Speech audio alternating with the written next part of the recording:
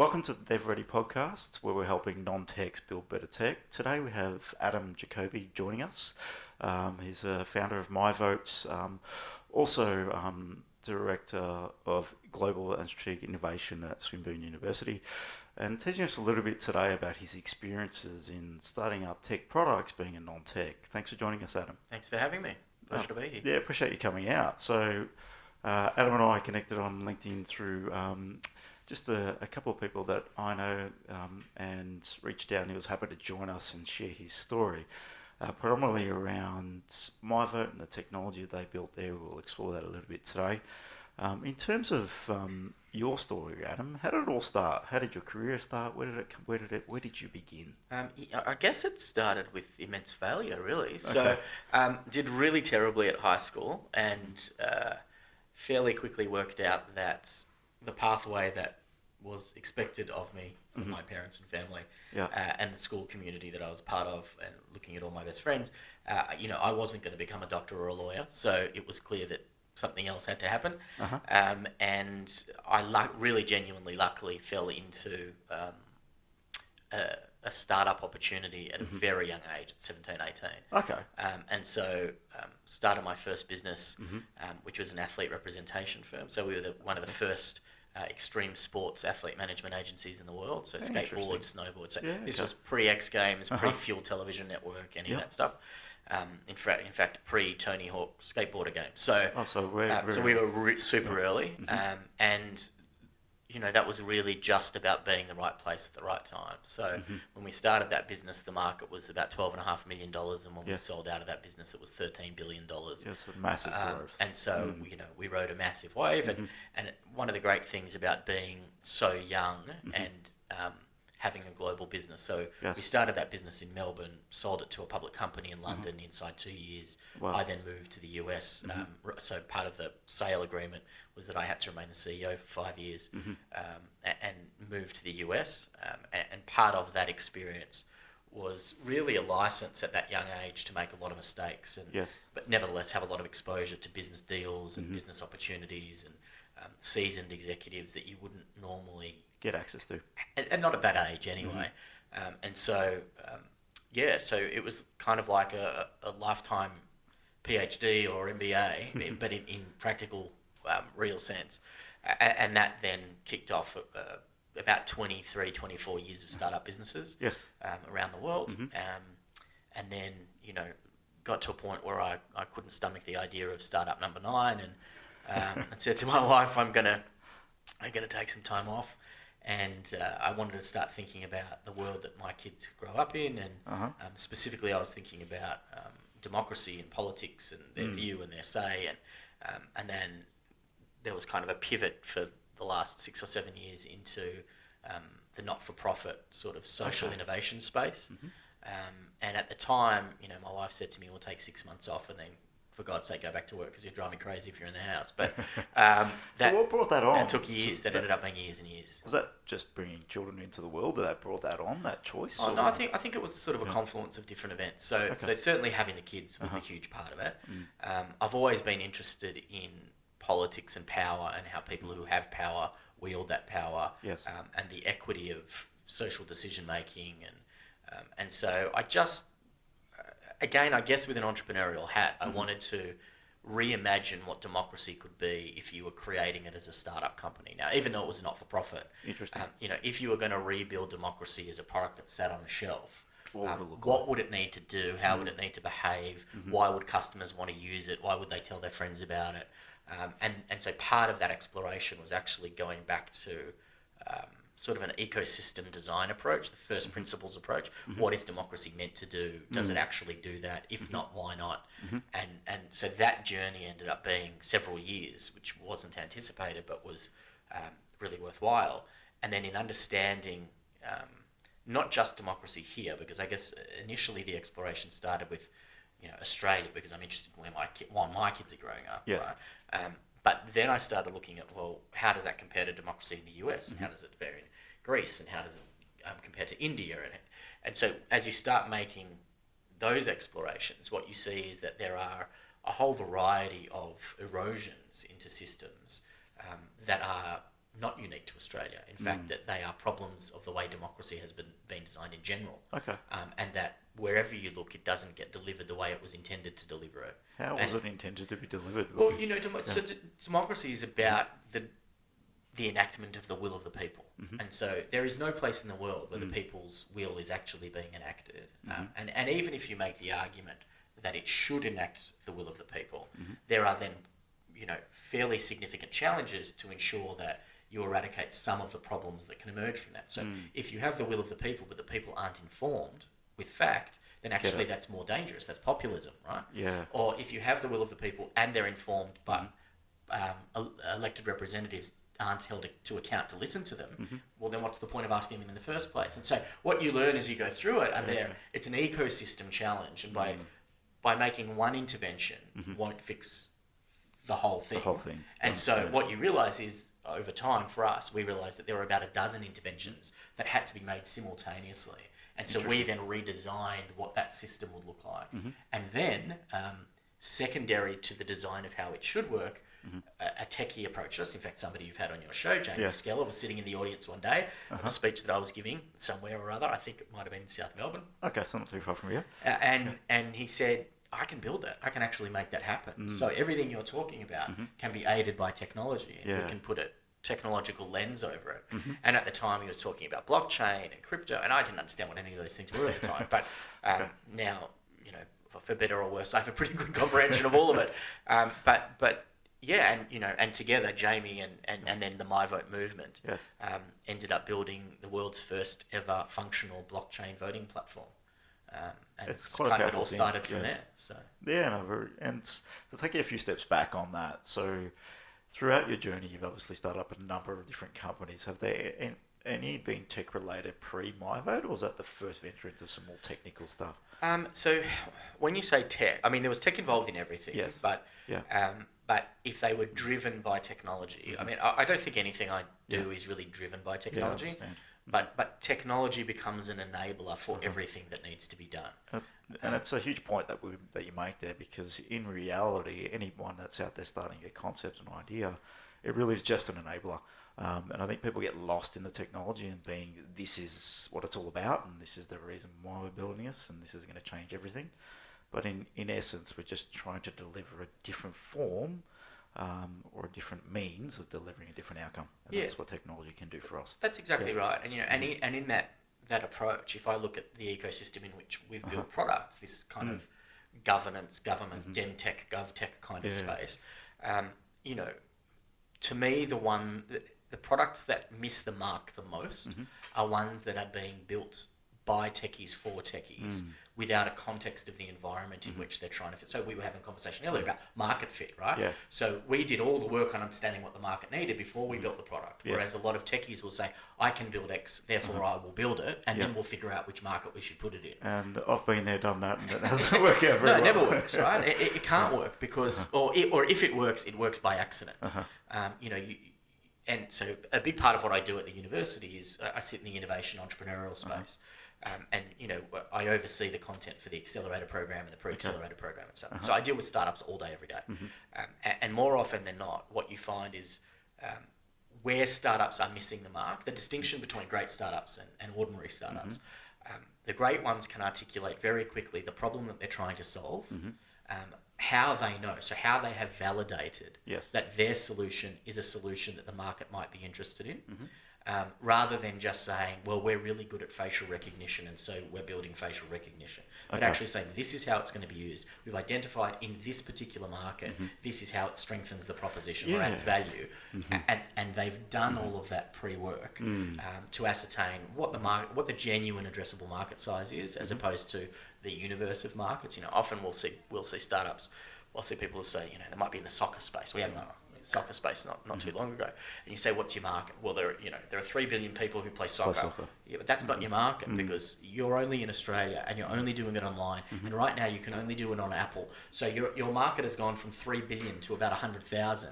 And of those 100,000, there are only so many that can afford $100 a month, and so now you're down to about 3,000. And so just the ability to understand where it fits, what it is, whether it's financially viable, that's where there's a lot of gaps in that space. And I think you touched on it really. It's really the tech jumps into a product and builds it, and it's just, and you might mention there like an AI product, but you're not really solving any problem. You're just trying to slap a product into any market, and that's really dangerous. I think if you want a niche, you want to understand who your product market fit or who your product for, what your customers look like. Do they want to buy this thing? Yep. Do they perceive value in this? And it's a very different conversation to let's just build some technology. Now, MiVote. So you were obviously pulling this together. It was something that you thought of for a little while, and then you met Jamie. So Yep. how did you go from concept to then starting to deliver some technology that might frame what you're trying to achieve there? Yeah, it was a really interesting time because there were a variety of verticals that were being built at the same time, none of which we really understood. So we had a sense of what the political intervention was and the structural intervention was to the political system, but we didn't know if anybody was interested in that conversation or if it was just us government geeks, policy geeks. Yep. We didn't know if the technology A would work and B would be widely accepted because blockchain was still so new. Yes. And there were, like all new tech, people are skeptical and early adopters don't really get the cut through in the volume that you really want. And so particularly with like genuine breakthroughs like blockchain and crypto and AI, people are nervous before they're comfortable. And they're nervous when you're pushing it into government, which is even nervous again, just by definition. So it's very interesting. And so we were building, part of it was we were trying to build the narrative and comms and get validation there. Part of it was building brand, and we were trying to get validation there. Then we were trying to have the policy structural ecosystem conversation, and and we'd done a lot of work with politicians and business leaders and religious leaders, community leaders around the world, in actually sitting with them, explaining what the process was and the intervention was, to have them go, oh, that doesn't quite work, and you haven't gone far enough here, or you've gone too far there. Or, so we did a lot of that to have them go, oh, yes, this would work, or it wouldn't. And then we got to a point where a few former heads of state, presidents, prime ministers, had sort of said, shit, this could actually work. This is quite interesting. It doesn't mean it will work, but it could work. You've kind of thought through these things. And then we had the Jamie's piece, and the Jamie's piece was, for anybody who knows Jamie, he's kind of a no-nonsense guy. So he kind of came in and he said, well, I'll just build it, which is Jamie's way. So there's no mucking around. So, and he said, have you considered doing this on blockchain? And I said, what's blockchain? And he explained it to me. And he said, this is the advantages of doing it the way that you're intending to do it, and all these things that you weren't quite sure how to do, blockchain is going to solve for. And then he said, I'll just go and do it. And at the same time, we were also, because we were getting a bit of press, and for some reason, it was becoming, the intervention of tech into government, whilst it had, it had been in the taxi space, it had been in the travel space, it had made a number of industry interventions. All of a sudden, there wasn't a lot in the gov tech, dem tech space. And so we got quite a bit of media for quite a period of time.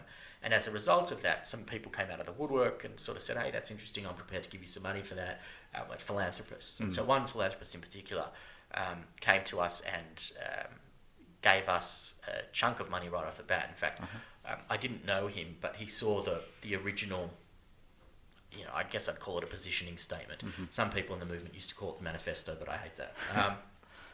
And look, he read that document and he sent me an email and he said, look, you don't know me, but I know somebody that you know, and I've read this thing that you put together about MiVote and what you're building. I've got 8 grandkids. I'm going to send you $5,000 for each one of those grandkids. There's 40 grand coming in the mail. That's the world I want them to grow up in. Beautiful. And so that was the beginning, and we took that 40 and we gave it the vast majority of it to Jamie, and he then built the first model. That particular donor ended up giving us probably close to 2 million over a number of years. Oh, wow. But that really kicked off the movement. It meant we could go, we could hire staff. It meant we could be in multiple locations at once. It meant we could build a brand. We could build legal protection, all those sorts of things. He gave us an office, a giant warehouse in Collingwood. So that, and then Jamie built this tech platform. We then put it into beta test in the market. So we didn't promote it much. We didn't do a lot of anything other than sort of saying to the Facebook, Twitter community who are interested in politics, hey, here's a different way of looking at the way we can make decisions as a community. We ran the first vote. I think we only had about 400 or 500 people who voted, and then and then by the 6th or 7th, we were in 4,000 or 5,000 person territory. Okay. Which, if you So look big at growth if there. you look at the poll, like political polling, those numbers are 2-3 times bigger than a news poll or a Guardian poll, or so you start to get some meat on the bone there. So in terms of your first version of technology, this was built for MiVote at that time, and that was on the blockchain, was it? And Yep. Yeah, okay. So it was all on Ethereum blockchain technology. Yep. So if anyone doesn't know much about crypto space, I'm sure everyone's heard it in the news. So you were really early in that. What year were we looking at here? Oh, that's an excellent question. I would say that was about 2006, 2007. That early? Yeah. Okay, We were wow. super early. Yeah, that's very early. Okay, so you were that early into the piece that you were pushing out blockchain even. No, sorry. The movement would have started 2006, 2007. Okay. We probably put the product in market 2014, 15. Okay, so it was the tech in the market. Yeah, okay. So it was still pre the blow up in terms of blockchain, clearly. So Ethereum was what you built it on, from what I know. Yep. Yeah, okay. So that was the Ethereum era. But very early, the cost of Ethereum would have been cents. Yep. From what I imagine at that time, from what I'm thinking back. So yeah, this was that early that probably government didn't know what you were talking about at that time. Yes, that's true. But the conversations we were having with government were not about the technology anyway. They were actually about the way that you go to people, the community, and have them make decisions. Get it. And then we were just saying, look, the way we do that is through technology. Yes. But they didn't understand blockchain. That wasn't the conversation. Okay, so you kept that out of the conversation. What was the positioning statement for the business? Like, what were you trying to solve? Were you trying to solve voting for politics, or just more? No, we were trying to solve for real democracy. So what we were saying is, we don't have real democracy. This is what real democracy means and what it should look like. And here is a method that we can collectively use, which will give us a greater chance of actually having real democracy. Try it out for yourself, effectively. Yes. It'll take you 15 minutes maximum, and you'll be able to have a say on something that somebody will be held accountable to. Get it. See what it's like to actually have choices that are not based upon, blue or red or green, left and right. See what it's like to have facts provided to you so you can make those choices, and then cast a vote and do it really quickly and easily on your phone, and that's the way you vote, and that's the way your voice gets heard, as opposed to going to vote every 3 years and standing in a queue and getting a democracy sausage, and that's how it works, right? Because people confuse democracy for elections. They're completely different things. And so what we were trying to do is bring the democratic experience to life more, and do it in a way that we could go back to the politicians and say, look at the kind of uptake we have, and look at the interest in policy conversations, and look at the richness of conversation as opposed to your binary, you say this so I have to say that, and look at the way that you can actually give people information so that they're better informed. And it's fair to say that around the world there are heads of state and political parties and governments who really embrace that, and there are those who are really fearful of it. Yeah, because then they've got direct accountability.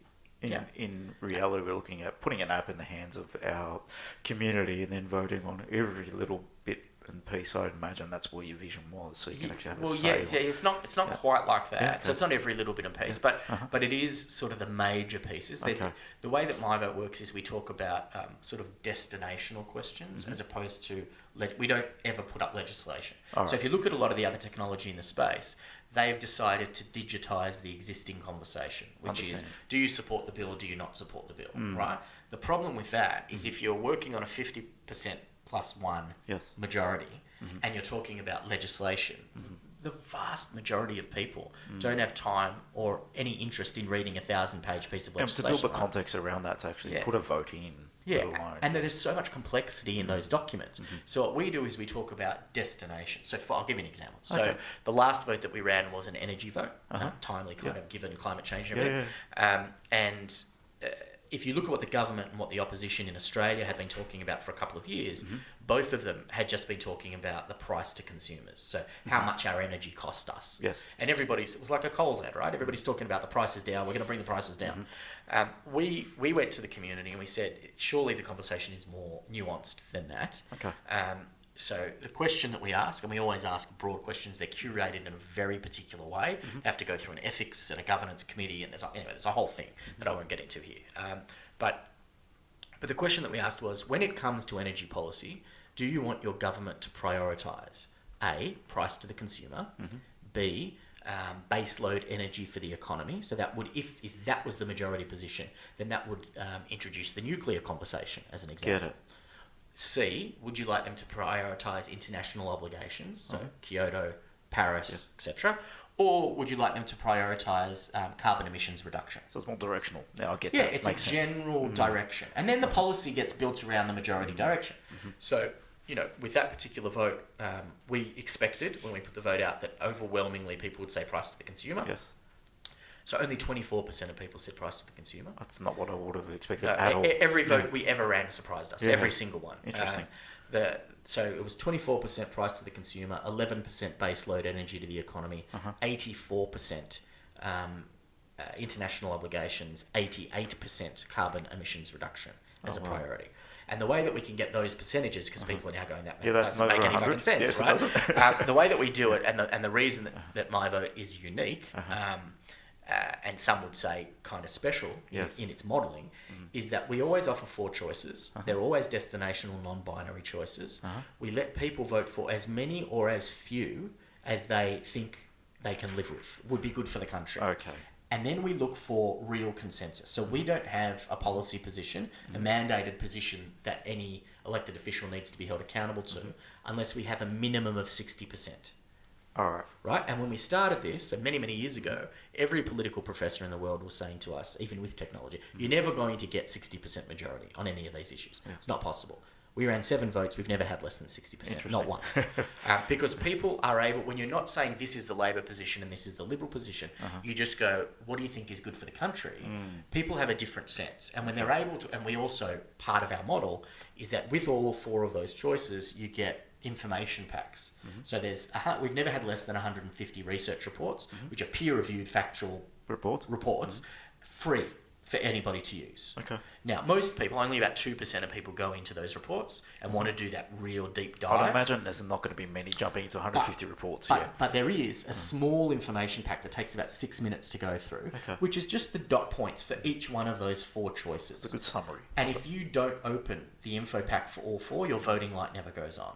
So we say, if you choose not to inform yourself, we choose not to listen to you. Understand. Because that's your responsibility in a democracy.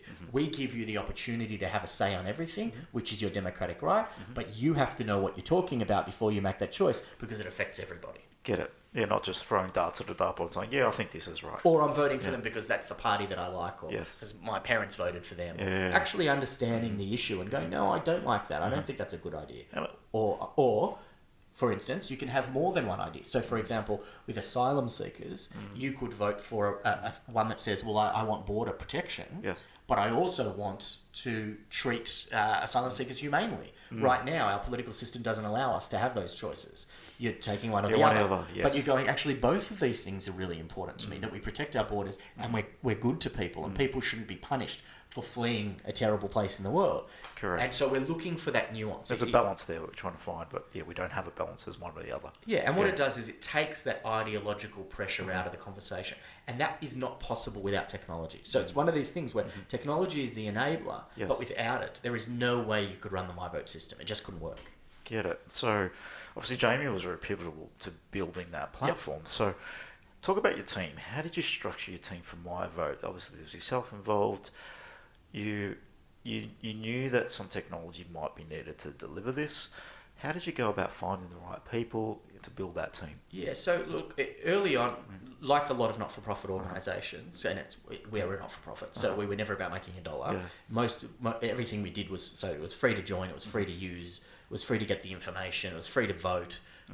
There was no cost on anybody, right? So now that was both by design, but also became a real challenge for the organisation, because we also then went a step further in looking for democratic purity and said, well, we also can't take corporate money of any kind.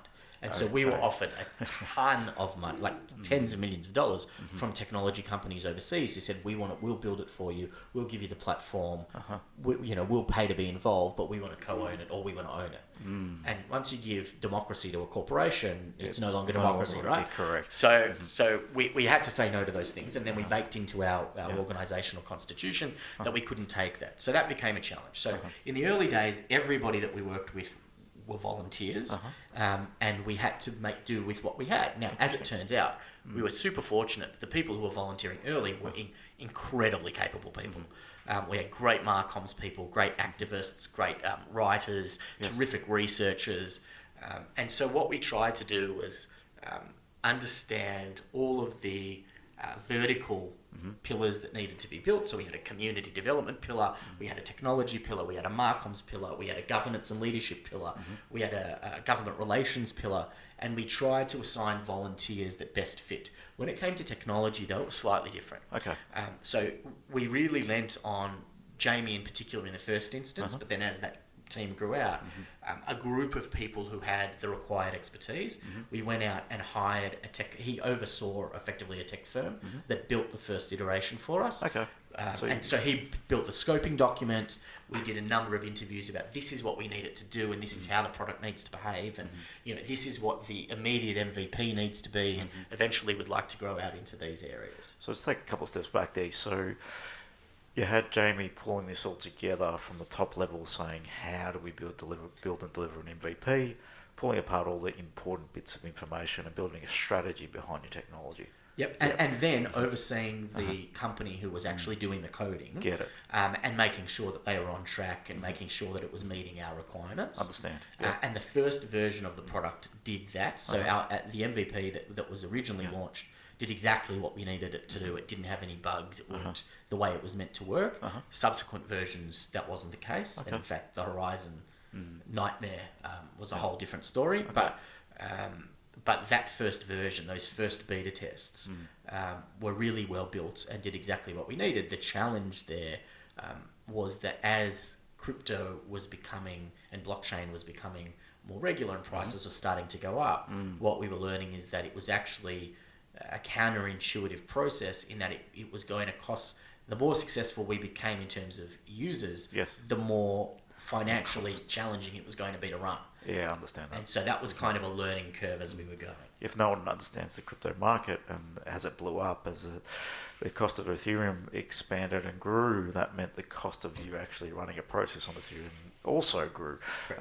So it was cheap to begin with, as it got to $200-300 per coin, it became quite expensive pretty quickly. Yeah. So what was so during that time of uncertainty in terms of costs, how did you approach that? Well, so at that point, we did the beta tests. We satisfied ourselves that it worked, and then we hit. So we had this enormous peak at the time of international interest and uptake, and so at that point we had about 35 countries around the world who were wanting to start MiVote chapters. Yes. Which we never anticipated that would happen. That's and we were standing on platforms and giving speeches. Spoke at World Economic Forum. We spoke at March for Our Lives with Emma Gonzalez and David Hogg. We were on stages we never imagined we'd be as well. And so this whole thing just kind of exploded in 24, 36 months. Yes. And we were meeting heads of state and governments and people. Why do you think that is?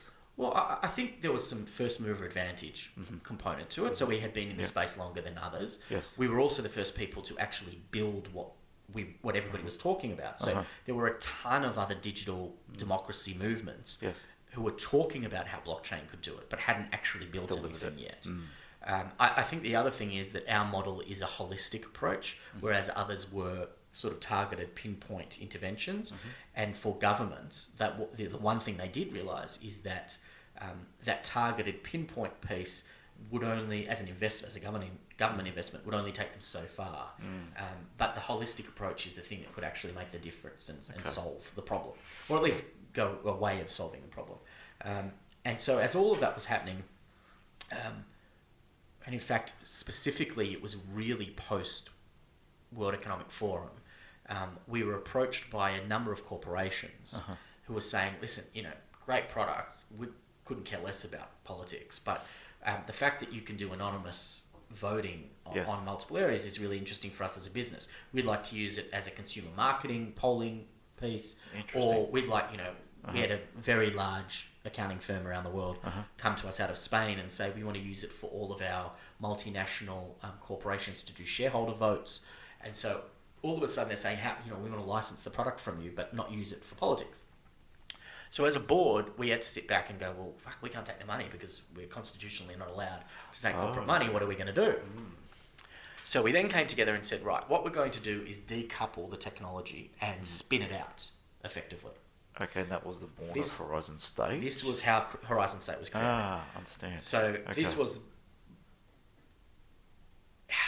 from an integrity and values perspective, the best decision we ever made. Yes. And from a commercial perspective, the worst decision I've ever made in 25 plus years of business. Okay. So we'll get into that. So I really clearly remember that board meeting. It was a very, very long board meeting, for hours and hours that day. And we made a series of very calculated decisions. So the first decision was that we were going to spin the technology out, because to not spin the technology out meant that we had to become a technology company, which we didn't want to be. We were a political activist movement, right? Understand. So that was decision one. We had to spin it out. The other thing was, one of the things, as this was coming to a head with the corporate interest, we also had recognised that for a long time we were saying that political parties were the problem, and yet we were kind of aspiring to be a political party, which there was no integrity in that. Yeah. Okay. So we had made a decision at that same board meeting, in fact it was the first decision of that board meeting, that we would never become a political party. And what that resulted in was that we would support independent candidates around the world, but we wouldn't support parties. So if we're going to support independent candidates, then the nature of the technological platform needs to be different, because it's not just a voting mechanism, but for an independent candidate, it's how do you raise money and how do you communicate, and how do you build communities online. Why was that decision made that you wouldn't support parties but independents? So it goes back to the heart of the democratic question, and ultimately parties are driven by ideology. And what ideology does, independent of whether you tend to subscribe to their view of the world or not, so whether you're left-leaning or right-leaning, that those parties that best align with those views or that those leanings take an ideological approach to every issue. And what it means is that ideology ordinarily supersedes facts and data.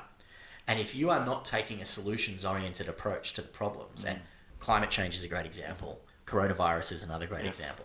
If you are not listening to the science and you are taking an ideological lens, actually you are A, being undemocratic, B, doing the community a disservice. So we're saying you can't actually be a representative group as part of a party if you're underpinned by a particular worldview. Interesting. We want you to be led by facts and data on an issue-by-issue basis that says sometimes our answers and the best policy might look a little bit right, sometimes it might look a little bit left, but actually that doesn't matter, because if it's the best data available and it solves the problem that we're trying to solve and the majority of people want it, that's the best version of democracy. And it clearly is, right? So given that, you've decided to support spin it out. Independence, so spinning out product, not technology. That could then serve some corporates too, potentially. Yes. So the intent then was very clear. So so Jamie at that point was still on the board. He was the chief technologist on the board. It was decided that we would spin it out. Jamie and a couple of others would become the founders of that technology business. Okay. And so a couple of rules were created. The first rule was that nobody from MiVote could sit on Horizon State's board, and nobody from Horizon State could sit on MiVote's board. They had to be completely separate. Okay. In addition, we couldn't be involved in them raising money. We couldn't be involved in any of their decision making. Interesting. But, and this is where it got interesting, and I think the model that we created was really strong. The operationalizing that model was really poor in hindsight. Okay. So the first rule was we would give them all of the IP that had been created in MiVote for free, or no upfront charge. Okay. So Jamie took what he built, we put it into Horizon State, we helped handpick the other two founders, so the three co-founders. How did you pick the founders? So out of the tech, we were looking for very specific things, tech community, growth, startup land, global experience, Yes. ideally people who had worked with government clients or very senior sector clients, Okay. and had built enterprise level product. So that's what kind of what we were looking for. And so between the three that we had, we thought the three of them covered all the key areas that we required. We then made a decision that, so we would give them the IP, they would use that IP to build their business. We wouldn't take any ownership of that business. Because you couldn't? Because we couldn't. However, what we were going to do were a few key things. So we were going to make them create a foundation so that they could donate a percentage of their revenues to us as a donation quarterly. And so their growth meant we could keep funding the not-for-profit movement. Okay, makes sense. And then there was an industry carve-out. So they could go and make money anywhere they wanted using the technology, any sector. But if it was government or NGO, it had to come through us. Okay. That was the rule. So that was the delineation. And notionally, that made a lot of strategic sense for everybody.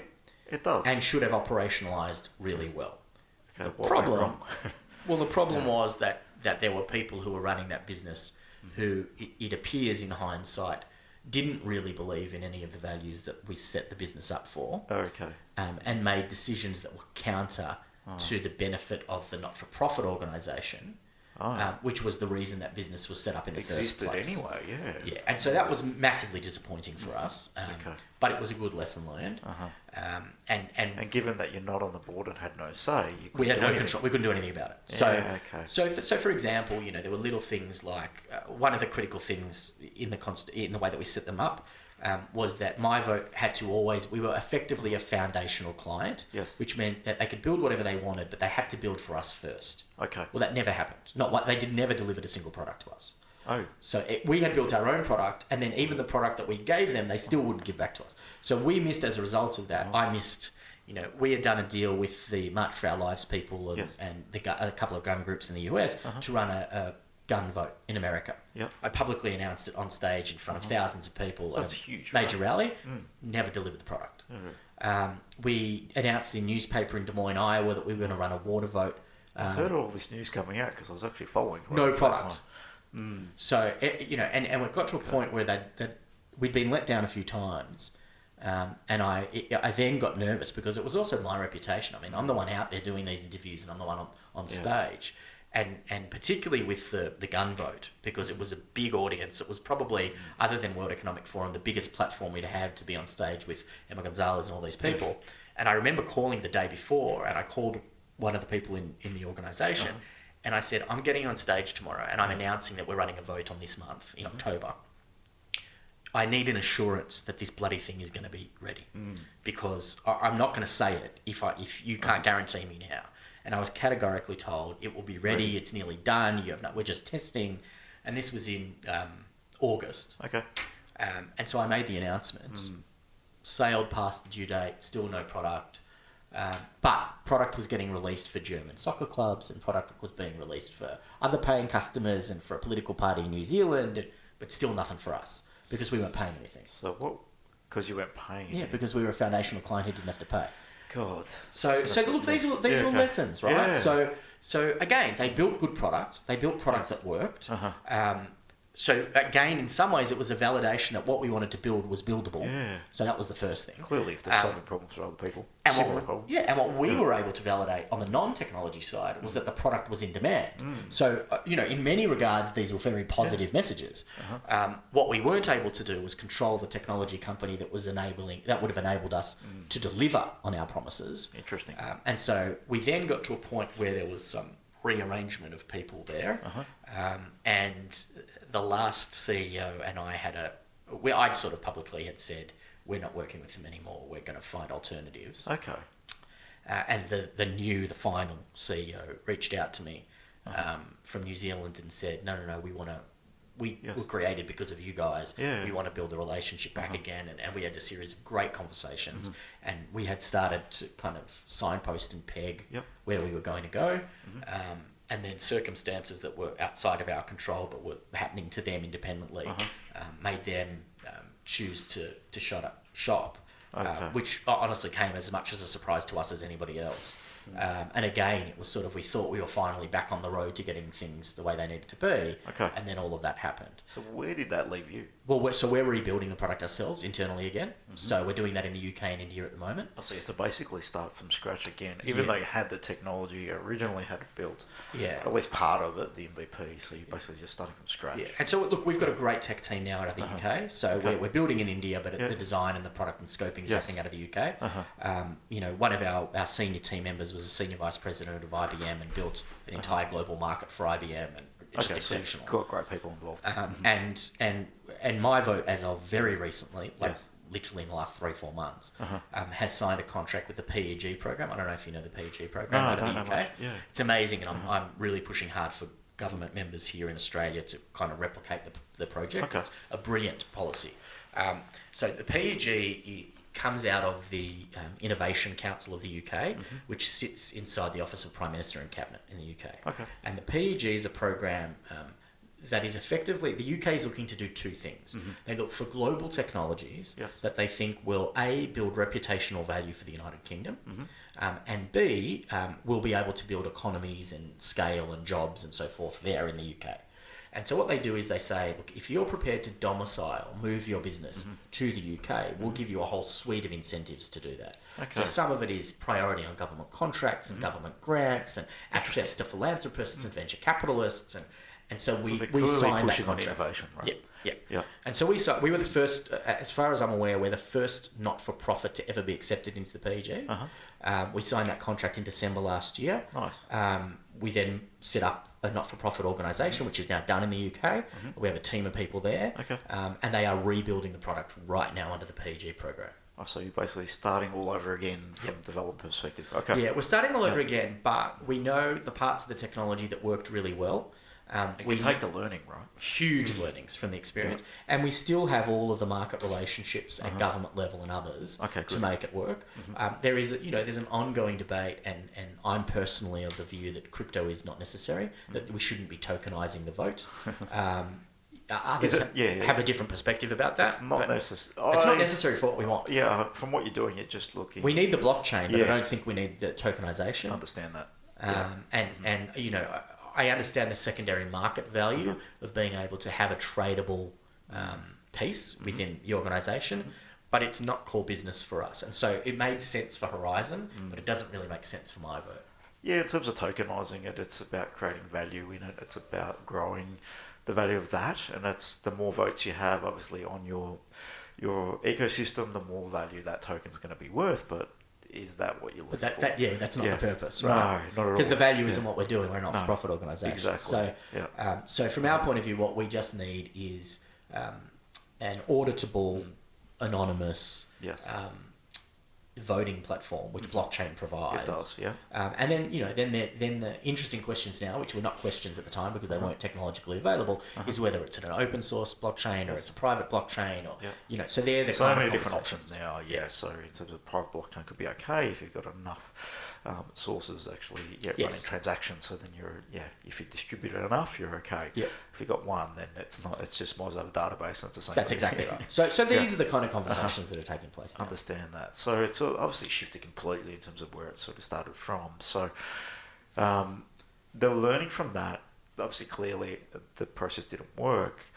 What do you think that's because you let go of control from the organisation, or do you think you had the wrong people involved in that organisation? Yeah, it's an interesting question. I think it's a little of column A and a little of column B. So there were more learnings than just those. So I think the first thing is we let go of too much control, and not control for the sake of control, but control to ensure that we could have people deliver on their promises. So I'm less concerned about having a say on their board than I was about making sure my product got delivered. Yeah, correct. That's what I was worried about, right? And I had no recourse because I'm not a paying customer. I don't sit on their board, and I was still speaking to the CEO every day. It made no frigging difference at all. So that's part of the problem, right? So that control was an issue. I think we made an error in having a non-MiVote person head up the organisation, and when we were distributing those roles, yes, we could have distributed them in a slightly different way. And I think, for example, had Jamie been the CEO, I don't think what happened with Horizon to MiVote would have happened. Yeah, okay. And so that was a huge learning for us. So was Jamie moved over to Horizon State? So Jamie moved over as one of the co-founders, but he was the head of product. Okay, so he headed up the product, but didn't have the final call of making the decisions. Not on the business decisions, not on the banking decisions, or on the payment decisions. And that again, we couldn't even intervene on that because we had no say in their business, their private business, right? So that was an issue. And the other thing is, I think to Jamie's credit, that business wouldn't have been as successful as it was for the short period it was successful, when it was worth $285 million at one point, if it wasn't for Jamie. Yes. I mean, Jamie is the most amazing digital evangelist, I reckon, in this country, almost. Yeah, he's actually... He's quite pivotal in terms of blockchain in Australia, and was on every stage talking about blockchain across the world for that period of time, and getting to meet him, know him, and understand what he's all about. Yeah, he was like, it was guru status for a period of time. It was, right? And the only person who I think comes close to him in the blockchain space now in Australia is Steve Vallis at Blockchain APAC, who's another really good mate of mine. But when you look at what he did, I think that was significant. So the first learning is the control piece. The second learning is then the assignment of the roles and understanding what mattered to us as opposed to what mattered from a commercial sense for that business to be successful. Yep. The next thing I think was, and this is a big learning for me, is about where you make promises and how you make promises and the level of assurance you get before promises are made publicly. That's been a huge learning for me. And another one, I think, is being able to delineate between MVP, not even MVP, it's more about base level product at market, as opposed to when and where you need to invest in the bells and whistles, and what kind of triggers need to be met before you start working on V2, before you've appropriately validated V1. And then there are others around, specifically who we chose. Understand that. So interesting how, like in the startup space and when we're building technology, we can get led by opportunity. I think this may have played out a little bit here. So it's clear an opportunity came to your door from a corporate perspective and it was something you couldn't deal with. But sometimes I think being true to who we are can actually... Had we just said, no, we're not interested, none of it would have happened. Yeah. 100%. Yeah, and you might have been in a very different position from my vote perspective. We would.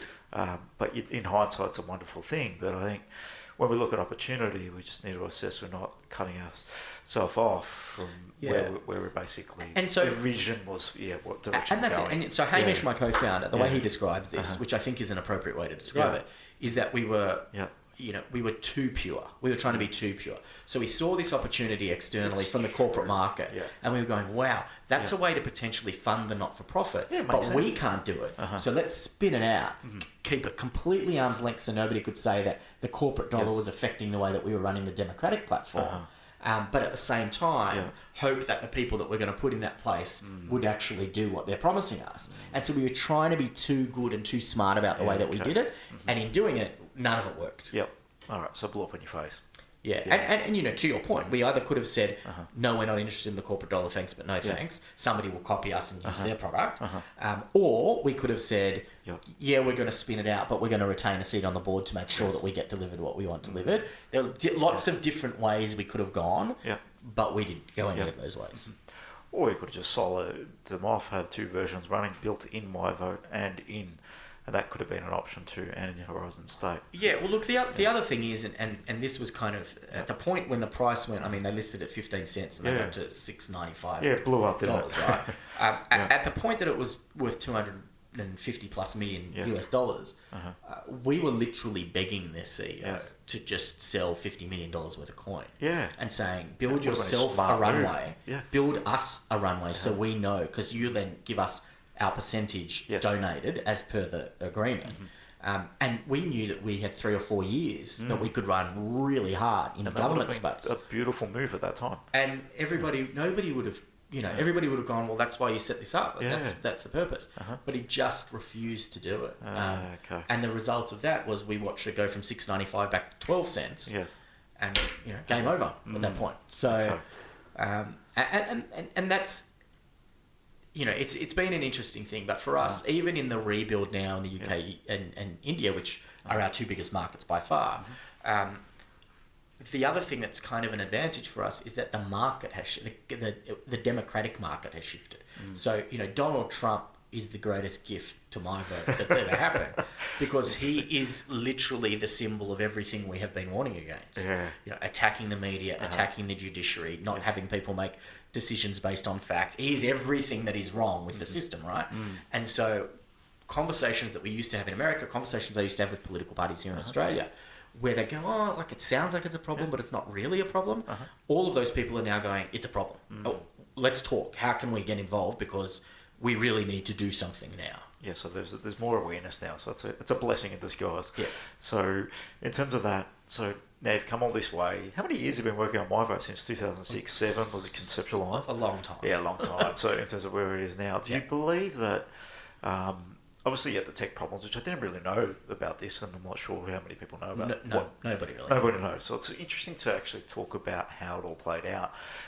From the outside looking in, just looking in, I assumed MiVote just turned into Horizon State because so you could commercialise it. Yeah. Had no real context of what was going on. Now, in terms of all this sort of stuff was happening, you sort of went along from the technology play. Horizon State sort of blew up and then came back to Earth. That's no longer exists anymore. I know that someone else has taken over it from what I've seen. Yeah, so that's a whole other conversation as well. We won't dig into that. It's probably not too important. Yeah, look, there are a group of original coin holders who have bought that IP. Okay. I think they're intending to commercialise it under a new name as it was, effectively the same business proposition. Interestingly, a number of those people were, super MiVote supporters.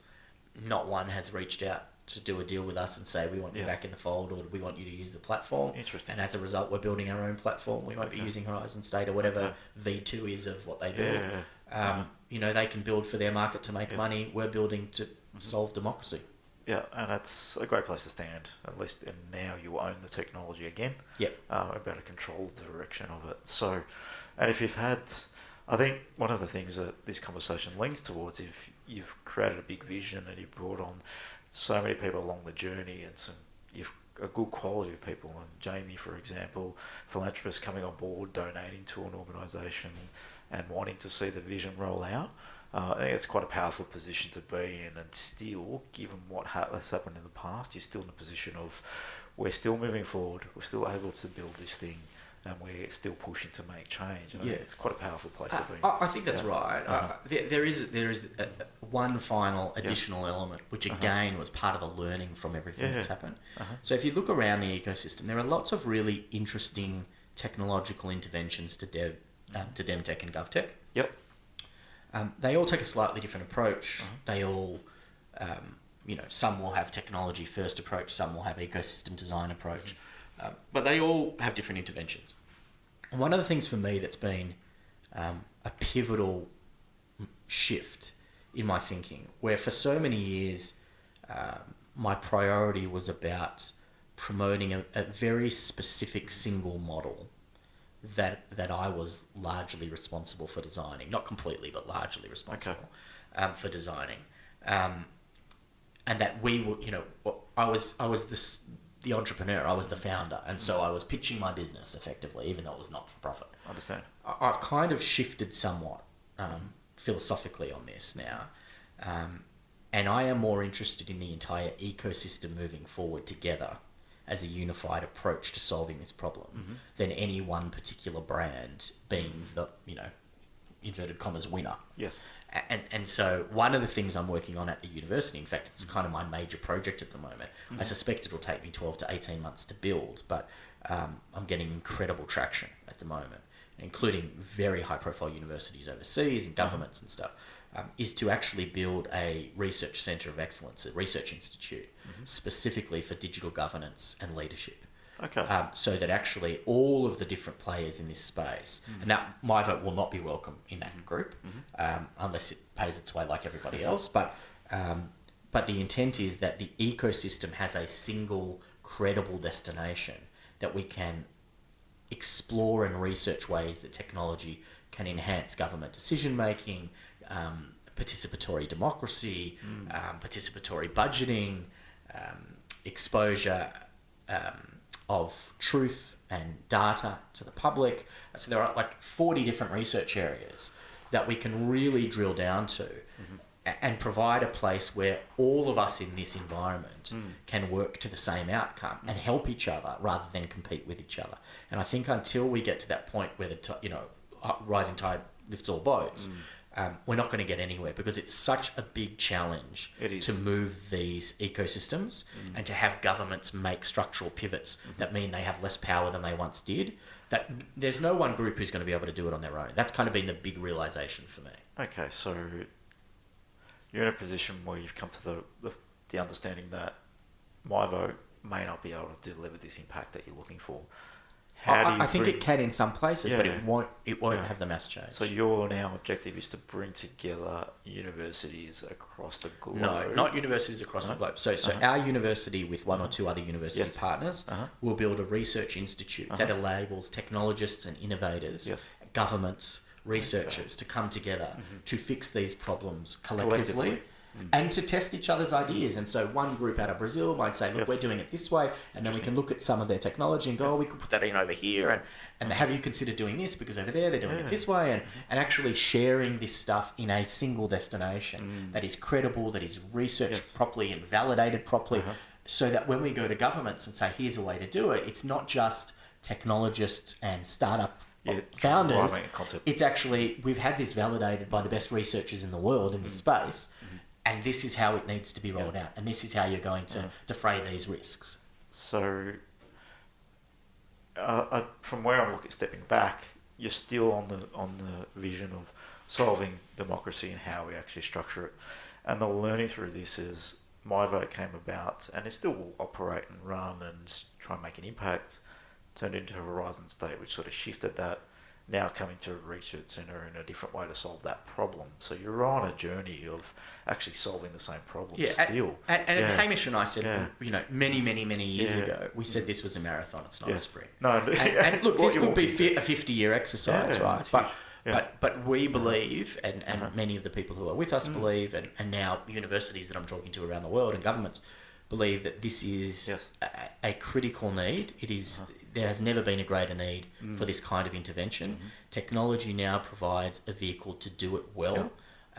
What we need is credible testing to make sure that all of the non-expected ramifications of these interventions are better understood. So we understand the downflow risks of doing these interventions. But yeah, I mean, we'll just keep going until we fix it. So. I love it. So in terms of to give some, obviously this conversation is really top level, but also so much detail around the complexities of what a startup can be and someone trying to make such a big impact. So this conversation might not be for everybody, but if you're out there looking to make a big shift and a pivotal impact on an ecosystem, on an economy at scale, what do you recommend to people out there that are looking to make these big shifts in such structured formations that it's so difficult to get into? What do you do? Where do you start? What do you do? How have you gone about this? Yeah, so I mean, I don't think it's different to any startup in as much as you have to be able to early define what success looks like. Yes. And so, over the next 6 months, what does a win look like? Yep. Well, it might just be, building the basic architecture. And then in a year, what does success look like? It might be that front end is done and you have user testing going. And so, particularly when you're looking for large scale change, you need to be able to map the milestones, because if all you're doing is measuring yourself against changing the world, you're on a hiding to nothing, right? 99.9% of people are going to drop out before they get to that point, if they ever reach that point. It really is about mapping milestones and finding wins. It's about celebrating the successes when they happen, but being clear that there is a bigger objective that we're all working towards. One of the lessons for us as we've discussed, is knowing when to say no and knowing how not to get distracted by shiny objects that come into view. And then, the other thing I think is about, from a technical perspective, it's that thing where you don't try and do too much right now. It's better to get it in market and validate and have people want to use it and iterate from there than try and build the perfect product and then launch it, and that takes you 3 years, and in fact it costs more money than you think, and technology changes from the time that you started it, and so you've now got to rework what you can and can't do, and the price of coin has changed and all that kind of stuff. So just, it's more about doing than it is about the vision stuff, but pinning yourself to a final successful vision. The other thing, and this is a non-technical question, or non-technical answer, but I think it's highly relevant for tech businesses, is you have to understand, this would be advice to any founder, you have to understand where within your ecosystem peripheral allies exist. Okay. And so it might be that they're not direct customers, or it might be, they're not direct technicians, but they are critical to the ecosystem in which you operate. And being able to find a relationship with those groups can usher you through and navigate complexities that as a small startup you wouldn't otherwise be able to do. And so there may be no direct measurable benefit that you can go back to your board and say, well, we're partnering with X because of Y. Yes. But to understand the way the system actually works as opposed to the way that it looks like it works means that you understand that becomes an important relationship or an important pathway. In our space, that's critically important because politics is so relationship based and so network based. Yes. To get into doors that you otherwise wouldn't be able to get into. I can tell you as an example, I met with one political leader whose own major donors were desperate for them not to meet me. Just desperate. Didn't want. But we found a pathway through a relationship that could make it happen independent of what those donors wanted. And so if you hadn't done the ecosystem mapping for a reasonable period of time to understand it, you wouldn't necessarily have been able to navigate that little piece. And so it's just constant learning and curiosity and asking questions and turning over rocks and all that kind of stuff. So in terms of understanding that ecosystem, how did you go about that? Did you bring people that understood that into the organisation, or just reached out and asked a lot of questions? Yeah, I mean, that's why it took so long in the front end. So, the years of research that we did was because we had literally thousands of conversations. So, and, the next conversation gave you an insight that you didn't have before you walked into the room. And it contextualises some of the conversations you've had before and helps frame questions for the ones you're going to have coming up. It's all learning. It's all learning, evolving, gathering information, research, and treat it as research. Because I think people are fearful of getting out into the marketplace, but that's where you need to be, and asking questions of customers, even potential stakeholders. You don't ship, you don't earn. So. Yeah, exactly. So if you focus on just building a product and trying to get that out into the marketplace, it's a lot harder to sell a product to someone you've never spoken to and hasn't been involved in that process to begin with. Yeah. And I think, I understand why, but I think for founders, and having been a founder 8 times, there is a fear in putting forward an idea that other people shoot down. Yes. But if the intent is to solve a problem as opposed to show how smart you are with your idea, and it helps you solve the problem better, then you should be embracing those conversations and saying, actually, I want you to pick this apart. So with MiVote, one of the things we did with the former Prime Minister of Australia was say to him, we want you to go to town on this. Try and break it. Ask any question you want about how it operates, because we want to make it the best it can possibly be. And we want to understand the bits that we don't currently understand, so that if we put it in the market, it's robust. The worst thing for us would have been to convince everybody that it works, put it in the market, have missed something, and it actually makes things worse, right? That was the thing we, particularly Hamish, was most scared of, right? That we would actually be a contributor to it getting worse. And so the way that you have to combat that is to literally pick it apart 360 degrees and go, now who can we talk to that understands that bit really well, or this bit under here, or that bit over that little ridge that we haven't really prosecuted yet, and how can we get in and speak to people who can go, listen, that's great, but you've totally missed that point. You don't understand how that bit works yet. Or, it's notionally right, but practically you don't understand how that gets delivered. And so that the way you're proposing it can't actually constitutionally happen. And so it's just to understand those bits become really important. I think what you've sort of said there is to be the explorer. not to own an idea and then that's ours and we're putting it into a marketplace, but explore and I think you mentioned around the problem, and you put focus on problem, you'll very easily let go of your own ideas and allow or the concept to evolve itself through the feedback loop, right? And if we can be open to feedback loop and not have to be able to let go of our baby. I think sometimes we can get a little bit stuck on the tech and what we're building. If we can just let go of that, throw that out the window, focusing on the problem and get people outside of our network to actually help build a product, you're on a better journey. 100%. And I think the reality of anything that gets built to scale, any kind of business that goes to scale, and I founded 3 businesses that have been in the Fast 50, and I was the CEO of the fastest growing private company in the country in 2010 for under 100 million. Yes. And any business that grows quickly has to be, in essence, bigger than the individual leading it, right? That's particularly the case for a social impact business. Yes. So if you are not building for your own redundancy, there's no way you can scale. It has to be bulletproof beyond you. The idea has to be more solid. The product needs to be more solid. The market needs to be more solid. The audience and engagement and community needs to be more solid, because no one person can be the justification for an ecosystem existing, right? Because we're only here for a short period of time. And so if it is predicated on you, then it'll never be long-term success. It'll never be sustainable. I think what you sort of said around you're trying to impact social and make that, and that takes it off you because it's got nothing to do with you. And a philanthropist putting money in because he believes that something needs to change and gets involved in what you're trying to do there.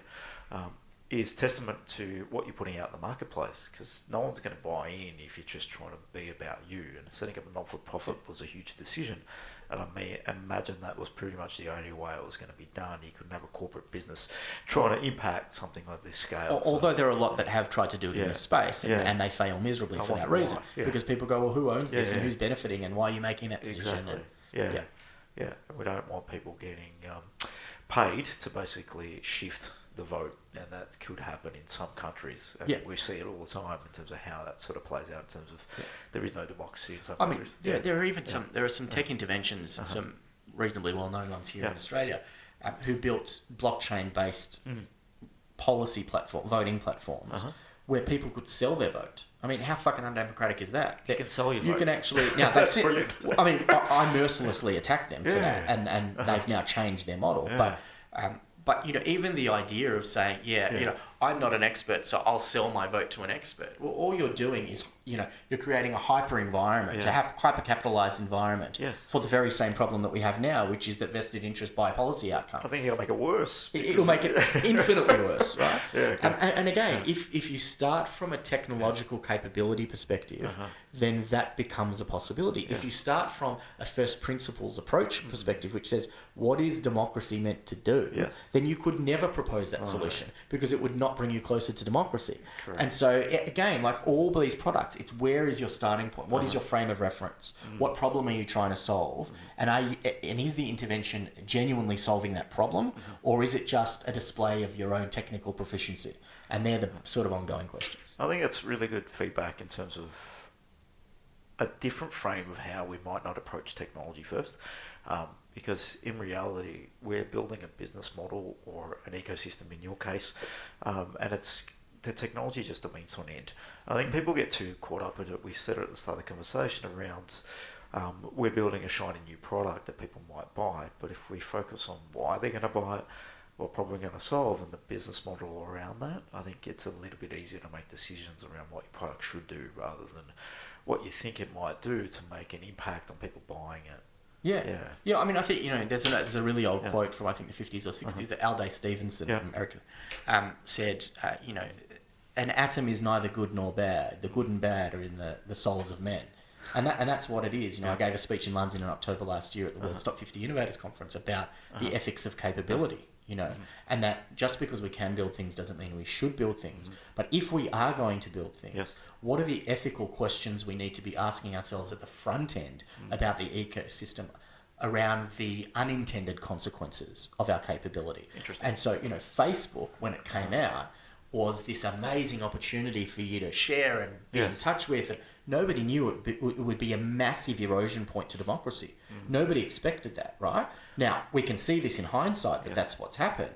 So when we're building things, what level of ethical consideration needs to be brought into the design phase and the architecture phase that says, hang on, let's extrapolate this out. And if this went as well as it could possibly go, what happens? What happens to the social structures, to communication, to people's safety, to privacy? Those are the questions if you're building for scale. Yeah, in terms of building for scale, that's a whole strategic, up the front piece of work that has to happen, and it could take years to actually design that, depending on how complex your system is. And I imagine the level of complexity you've had through the journey of how many silos you're impacting. Because there's government, but there's all these other little bits of detail within that. Absolutely. Huge amount of complexity within that. So you need some really good people involved in that process. We might end this here, Adam. Just one last question. You've obviously had so much experience from the journey of entrepreneurial journeys throughout your time. What are some key learnings that you've taken through successes? Let's look at successes that you've had across those journeys to jump into early stage ecosystems. How do you position yourself? Because you seem to be positioning yourself up front on waves. How do you do that? And what do you think about when you're jumping into a new startup? Yeah, it's an interesting question. Look, I think there are just self-awareness is really important. In general. Know what you don't, know what you know, and be really upfront about what you don't know, and try and figure out the things that you don't know, how many of them really actually matter, and if they matter, then make it your business to learn about them. Is really important. I think it's critically important to let your values be sort of your business card, and that you have to lead ethically wherever you can, and that whatever you stand for is what people should reputationally hold you to. And so to me that's really important because I work in the social space. For me it's always start with the problem, and if you can't identify Einstein said it, if you can't say it simply, you don't understand it well enough, right? And I try and reinforce that with all of the startup founders that I work with. What's the problem you're solving? Why are you the right ones to solve it? Why is what you're offering unique in the market? Why should anybody want to buy it, right? And you have to be able to answer those things. So the what, the why, and the how. And then I think the other thing is that you need to be honest about why you're doing things. So I tend to be kind of a social innovation warrior, but for a lot of people that doesn't interest them, and that's fine. I have no issue with that. If you're there to make money, be very frank about that. We're here to make money. That's why we've structured the business the way that we have. That's why the business model is the way that it is. And just be upfront and authentic and genuine with people. I think whether it's community building or whether it's commercialization, the more people can trust that what they're hearing is the truth, the more cut through you will get in general, in every way. And so if it's unashamedly about making money, then let it be that. But at least people will know what they're getting into.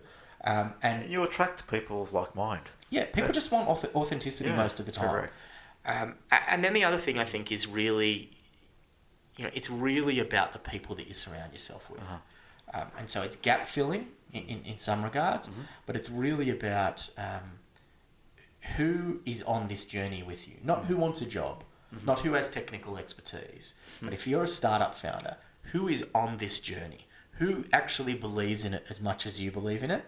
And yes, you might be rewarded slightly better than they are, or maybe not, depending upon how you structure your business.